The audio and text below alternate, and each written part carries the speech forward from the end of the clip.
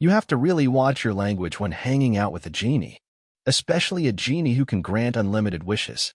After all, it's too easy to utter the words, "I wish," when you don't really mean them, and the result could be that you accidentally send someone directly to hell. So please, please, be careful what you say.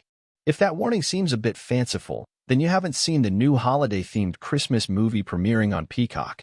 Genie features so many jokes revolving around characters carelessly uttering "I wish," only to have to quickly reverse themselves that the film seems more like a public service announcement than a would-be holiday classic. Written by Richard Curtis.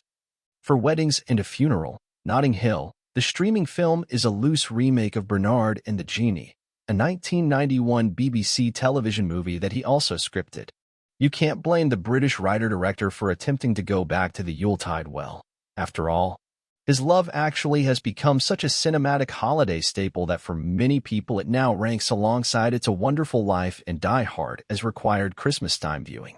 This latest effort, however, is unlikely to join that pantheon. Melissa McCarthy plays the title role, following the Robin Williams tradition of genies seeming more like moonlighting Borscht Belt comedians than magical figures of Arabian folklore. Her character, named Flora, really doesn't seem all that excited about her lot in life. Finally released from the antique jewelry box in which she's been trapped for 2,000 years by an angry sorcerer, she wearily utters, "Let's get with it. Your wish is my command." The person she's addressing is the Dickensian-named Bernard Bottle, Papa Asidu, I may destroy you, who naturally needs his life straightened out. Bernard has been toiling so hard for his tyrannical art auction house boss, Alan Cumming, who, fun fact, played the role of Bernard in the original film, that he's neglected his wife, Denise Benton, the Gilded Age, and adorable young daughter, Jordan McIntosh. When Bernard misses his daughter's ice skating birthday celebration, his fed-up spouse announces that she and their daughter will be spending the holidays without him at her parents' home. The distraught Bernard absent-mindedly rubs the jewelry box that he pathetically attempted to give his daughter as a birthday present, only to have Flora suddenly appear. She informs him that she can grant him unlimited wishes, unlike the traditional 3, that's fairy tale stuff, she sniffs, and that there are several rules, such as no time traveling allowed.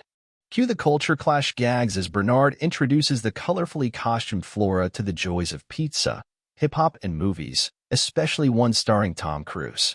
She has a little trouble adjusting at first. She doesn't quite seem to understand the concept of air quotes, but is soon happily bopping around the city with him in what seems like an old, "I Love New York" television commercial. If the two stop for coffee, you can be sure you'll be able to see the Rockefeller Center Christmas tree in the background. There's not much suspense about whether Flora's presence will help Bernard figure out his true values and repair his fractured marriage.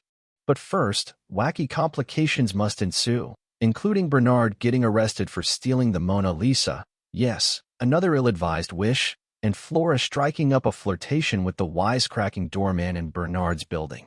He's played by Mark Maron, who's long proven by now that he deserves better than these sorts of comedic stock company supporting roles. And yes, of course, there's a magic carpet ride around Manhattan, although the special effects are so cheesy it looks as if it were created in a computer science class circa 1993. To be fair, the film directed by Sam Boyd has its amusing moments, thanks to Curtis' well-honed comic instincts. Isida nicely underplays as Bernard, going more for emotion than cheap laughs, and McCarthy is such a warm, engaging presence that you'll search your home for any old-looking bottle that might contain a similarly helpful genie. But if you find one, let's hope you're a little wiser with your wishes. Bernard uses his final ones to secure a table at a packed restaurant and a peanut butter and jelly sandwich for his daughter when the waiter snootily informs her that none are available. Presumably, it never occurred to him that curing cancer, eradicating world hunger, or ending global conflicts might be better choices during the holiday season.